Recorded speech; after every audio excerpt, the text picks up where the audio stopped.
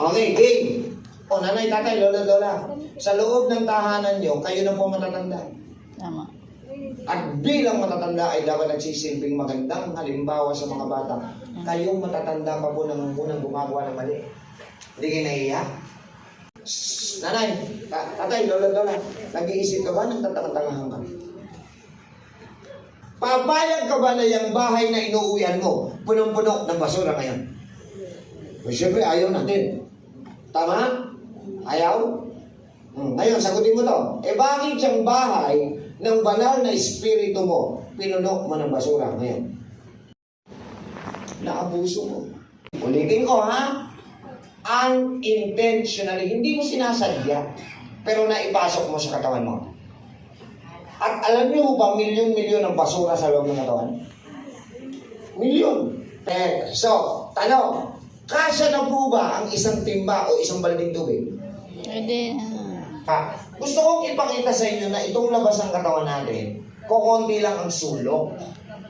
Sulok. So, alam niyo ba na ang loob ng katawan natin ay ang dami-daming sulok? Okay. Ang ating bituka ay singhaba po. Pag nilatag, singhaba ng basketball court. Mahaba? Game. Tingnan nyo. Pag nilatag natin yung bituka sa basketball court, tinapitupi niya yung tingnan nyo. Pinagpatong-patong. Para magkasya dito. Galing ni Lord, no?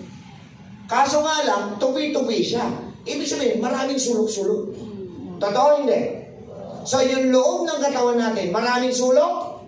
Bakit hindi nyo mapaliguan ng 8 basong tubig araw-araw ng isang tabong soft drinks? Yung totoo. Thank you, tita. Nice answer. Malagkit. O ngayon, bakit yung mga anak katabon nyo, malagkit na soft drinks Pinapainom. ang iniinom? Pag sinabing foods, ang Tagalog niya, mga pagkain, kailangan ang nanay ko mamalengke. Yung pinamalengke niya, lilinisin niya.